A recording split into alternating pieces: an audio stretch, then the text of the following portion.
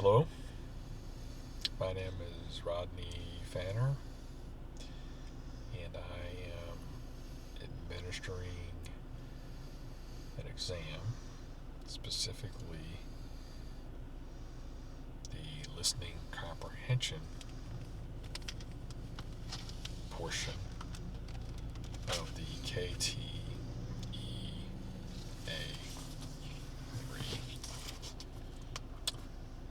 I am administering the subset of questions for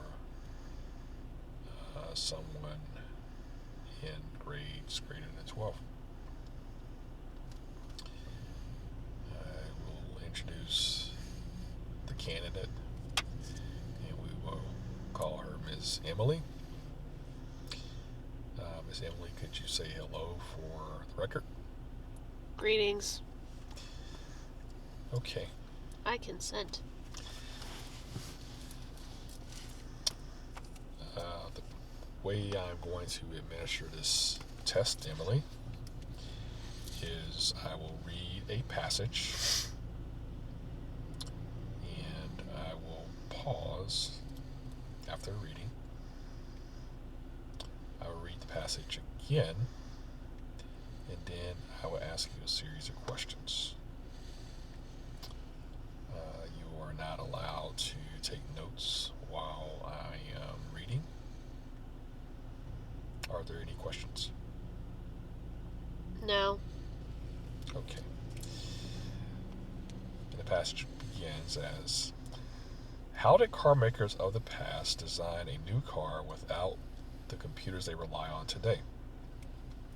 First, they drew a picture of the car. Then they made a 3-foot long model. Once everyone liked the design, artists shaped a life-size model out of clay so it would be easy to make small changes. Next, they carved a detailed wooden model. Finally, they cut the wooden model into pieces and used these pieces as patterns for the steel parts that would become the new car. Okay. And at this point in time, it states that I need to administer items 42 and 46. So, 42. What book might this paragraph appear in? Listen to these titles: Early Car Design, Computers and Design, Making Steel Patterns, The History of Detroit. A. Early car design. Understand your choice is A. Question 43. After the clay model, what material did car makers use for the next model? Wood. They use the wood model after they do the clay model, which they scale up and use the wood model, modeling the pieces to then use to shape the steel. Okay, I didn't ask you that, but thank you. I'm proving that I listened. Question 44. In the early years, what was the first step in designing a car? Drawing it out.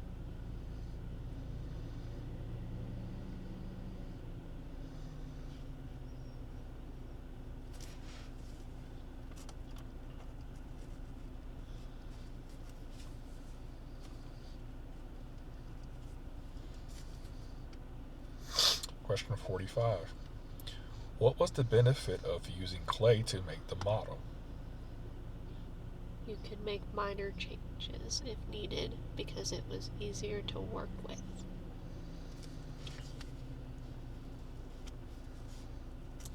Quick alterations, if you will.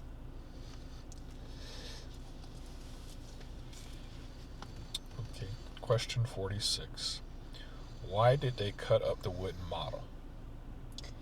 To use as pieces to imprint for the steel. not imprint, but like used as cutouts for the steel. Okay. Words are hard.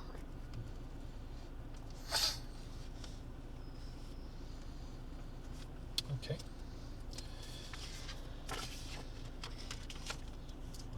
Did I pass? Okay.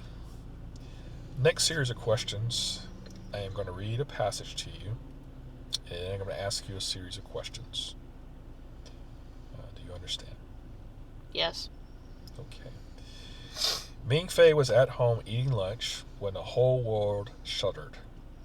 Plates on a table vibrated and then began to bounce. Ming Fei felt as though his chair was trying to throw him off.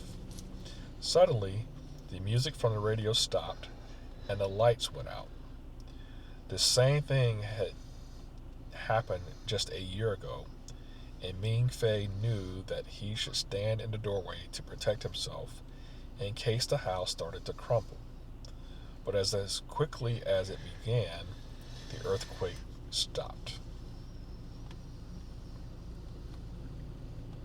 Question 47. What did the earthquake feel like to Ming Fei? Listen to these choices. Like riding in an elevator, like riding a merry-go-round, like parachuting, like riding a wild horse. D.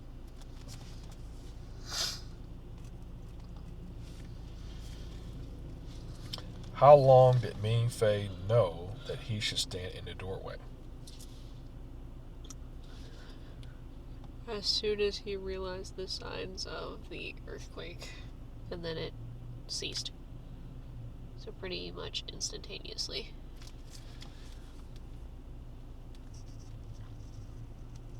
He had prior knowledge. 49. How do we know that the power went off? The radio stopped.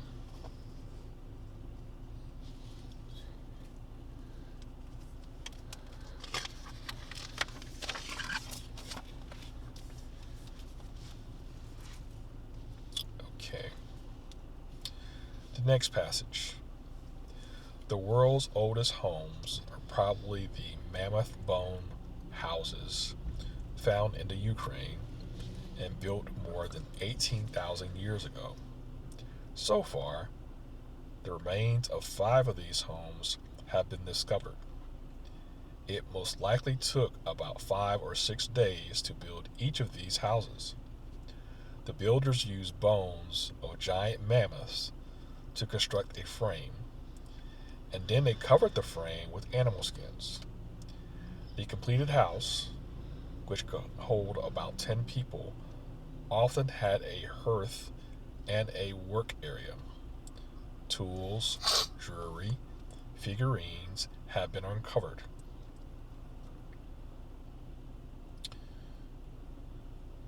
Question 50. According to the passage, what was the first step in building one of these houses? Framing it with mammoth bones.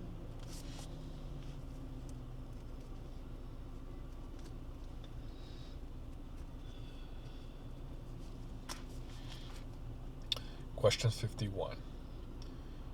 Besides bones, what were the walls and the roof made of? Animal hide. Skins.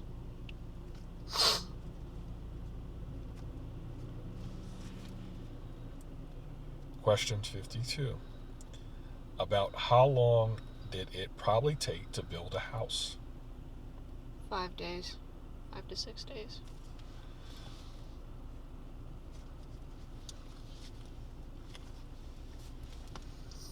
And question 53. In what country are these houses located? Ukraine.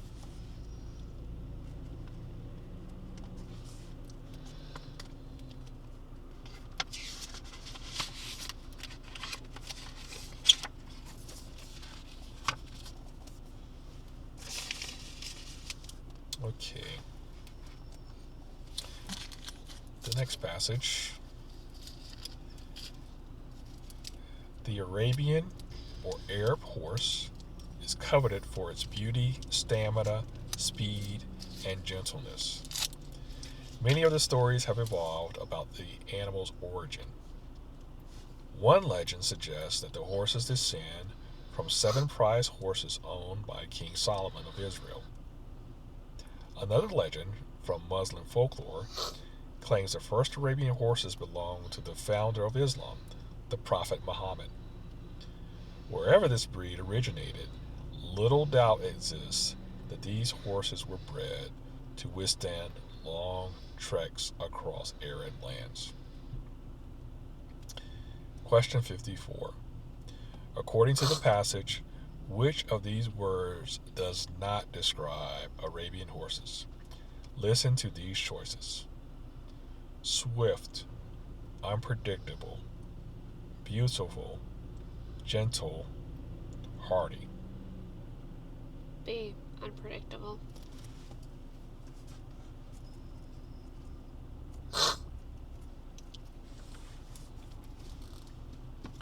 Question 55. Name one of the people who, according to legend, owned Arabian horses. Prophet Muhammad.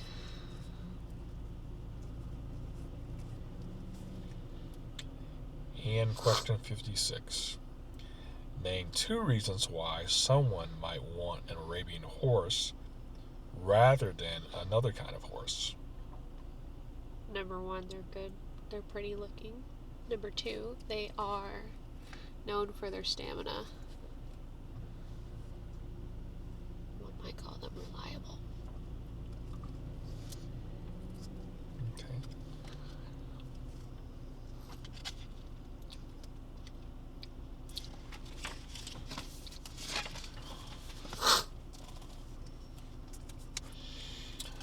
Okay, the next passage. Nearly 1,000 years ago, Vikings roamed widely on the seas, traveling as far west as the Americas. The sea was so important to them that it came to symbolize a passage to the afterlife, and burial places took on a seafaring theme. One of the most intriguing of such sites, located in Sweden, is called the Stones. Here, Vikings used 58 upright stones to form the outline of a ship 200 feet long, with taller stones set at each end. By burying their comrades with their vessels, or with structures such as stones that symbolize ships, the Vikings sought to help them make their mystical journey from the living world to what they called the other world.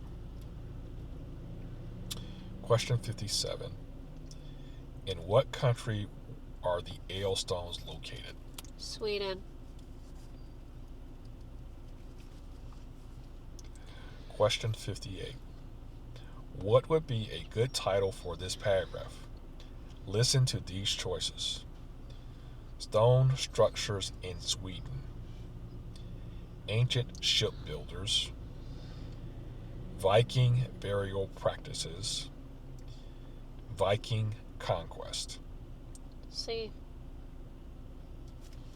Viking burial practices.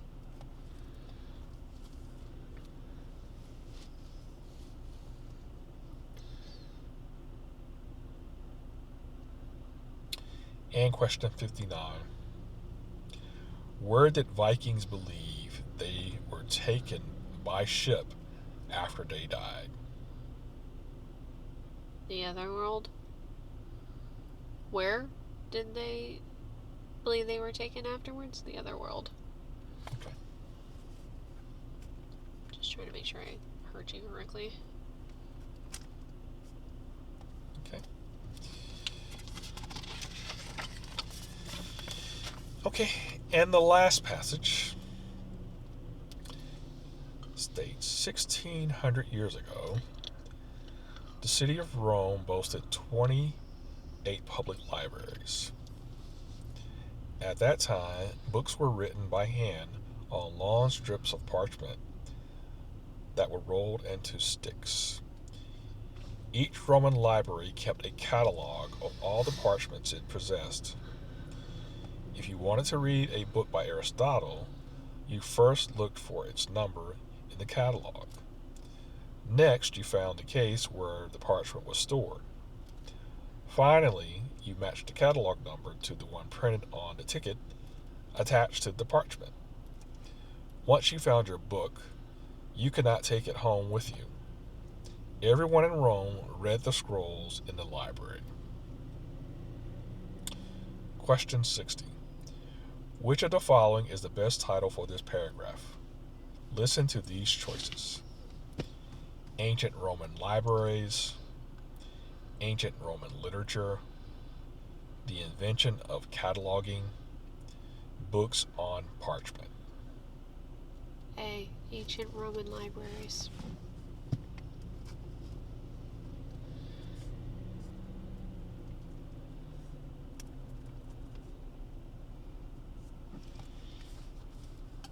Question 61. How would you peek at the ending of the parchment book? The end of the parchment book, you would have to go through the catalog, then check the list where it is located, and then read. You cannot take them home.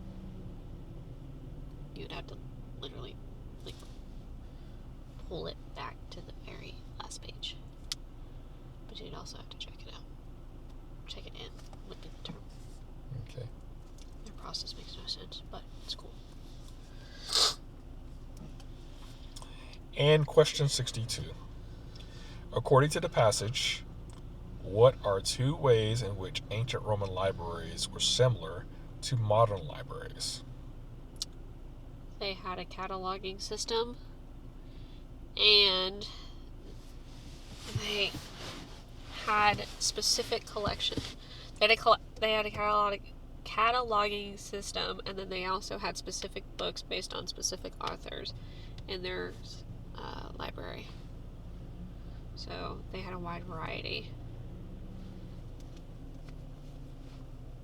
to check in and out of books, and also the type of books by philosophers.